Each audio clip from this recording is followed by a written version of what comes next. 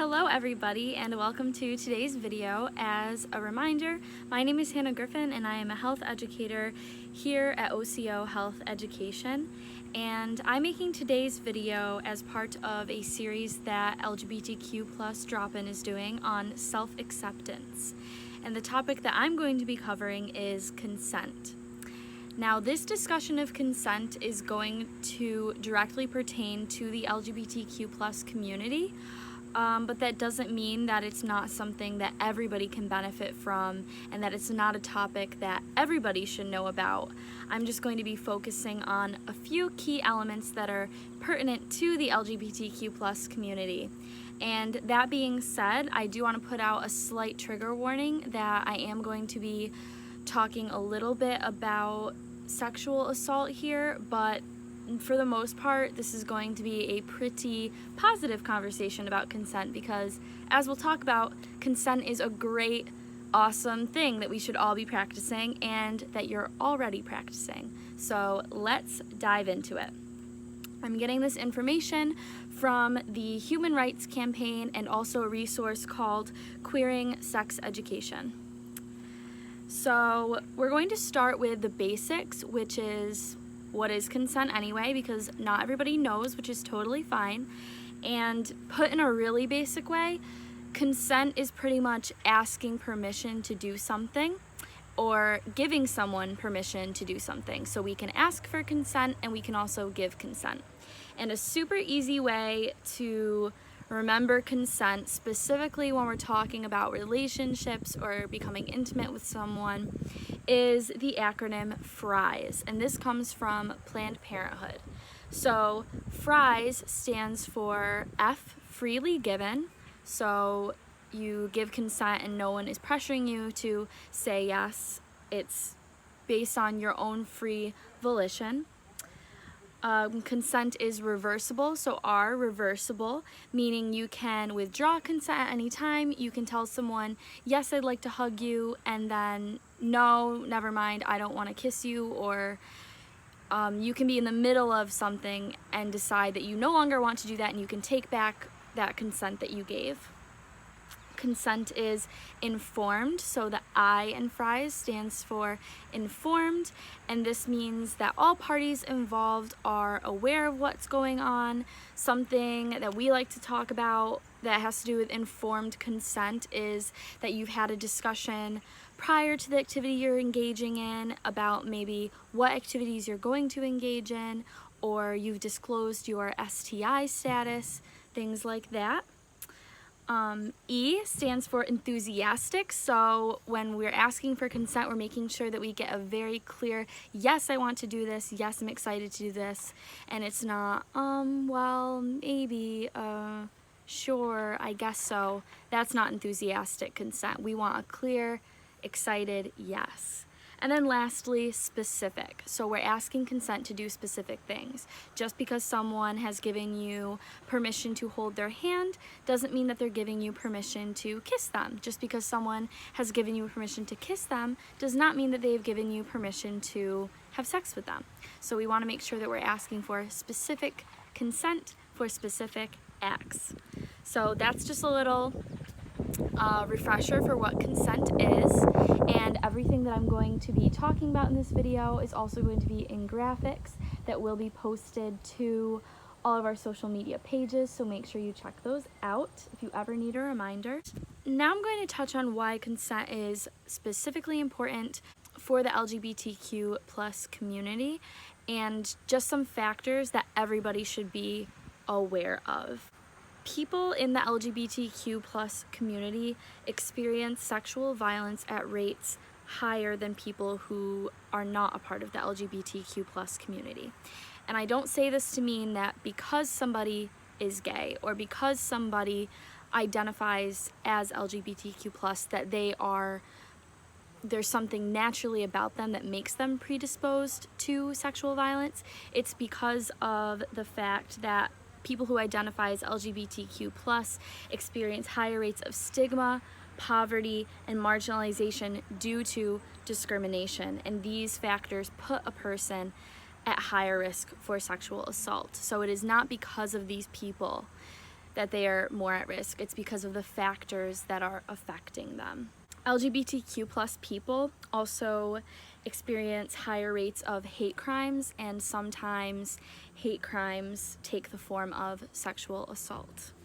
There's also a need for sex education and consent education that is inclusive of LGBTQ plus youth. So when we talk about consent, we want to use examples that are not just about heterosexual couples. We want to include relationships of all kinds, all genders, all sexual orientations, and we've talked about this a lot, how consent education is directly tied in with sex education. So one important myth that we want to discuss, a myth being something that is not true. This is a myth that is perpetuated by the rape culture we live in. Rape culture meaning the way that our society normalizes and enables rape and assault to happen, is that rape or sexual assault can only happen if it's penetrative penis and vagina sex. This is untrue, and the reason that this is so harmful is because this excludes many people's experiences with assault. Any kind of sex, oral, anal, vaginal, as well as penetration with fingers or with sex toys or with objects without a person's permission, is not sex. That is still sexual assault. We narrow our definition of assault to this really one focus of strictly penetrative penis and vagina sex that leaves out so many people who may not have those body parts, who may not engage with people who have those body parts, and may not be in relationships of that kind. And it can lead someone to thinking, well, if it wasn't penetrative sex, does it really count? And the answer is yes. If somebody does something without consent, that is sexual assault, and that's really, really important for us to drive home. A person does not need to be penetrated by a penis for it to count as sexual assault. There's also a misconception surrounding who can be the victim of sexual assault, and the answer is that anyone can be a victim or a survivor of sexual assault. Oftentimes when we discuss this, we kind of use examples that might always focus on a man being the perpetrator and a woman being the victim, but we know that perpetrators and victims can take the form of people of all genders. So that's really, really important that we remember that, and that when we pay attention to our language when we discuss this topic, because it's a topic everybody needs to know about.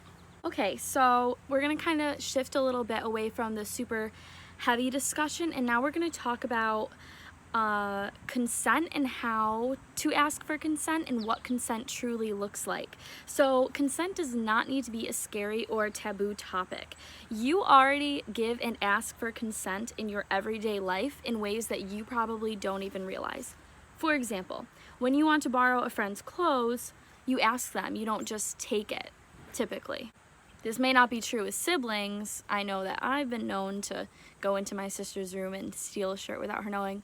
But in relationships where we respect one another, or if it's a friend, you're not just gonna take something from them. You're gonna ask permission if you want to borrow something. Also, making plans with friends, such as going to the movies or going to a restaurant. You ask your friends, what movie do you want to see? What kind of food do you want to get? What do you like? These are all ways that we ask for consent in our everyday lives that have nothing to do with sex. So what does consent look and sound like in everyday interactions and also in sexual interactions? And I'm going to give you some examples that are correct ways to ask for consent and ways that are not very consensual. For example, saying, I'd like to get to know you. Do you mind if I hang out and talk to you? Versus walking up to a person who's standing alone and talking to them. So by asking them, can I talk to you? You're asking permission. Can I engage in a conversation with you? You're not just going up to somebody who's minding their own business and starting to engage with them without asking if that's okay with them. Also asking, is it okay if I sit here? Versus sitting beside someone at a party who you haven't asked permission from. So you want to make sure, is it okay that I'm getting physically close to you? Is it okay if I sit down next to you? These are really basic ways that we can ask for permission in our everyday lives. Now getting a little bit more into maybe a bit of a more sexual context, asking, are we spending the night together tonight, versus saying, so when are we heading back to your place? So in our first example, we are clearly asking for permission, can we spend the night together tonight, versus assuming that you're just gonna go home together. And then this last example, saying, I think you're really hot, I'd like to sit closer to you and maybe cuddle a little bit, versus edging closer to a person and starting to touch their body without asking. So this one speaks to that last part of the FRIES acronym that I talked about earlier. This one is specific, so it's saying to them, you're expressing interest, and then you're saying, can I touch you in this way? This example being, can we cuddle a little bit? The other example involved touching someone without asking, and even if that's just putting a hand on their leg or brushing up against them or something like that, that's still not okay. You still need to ask permission before you touch someone in any way. And this leads into my last point for this video, which is that consent should be practiced all the time, not just in romantic or sexual relationships. So asking friends and family members if you can give them a hug. And this is something we talk about when we discuss how can we teach consent from a young age. It used to be that it was kind of implied that if grandma comes over, you need to give grandma a hug and kiss, or if your aunt and uncle come over, give them a hug.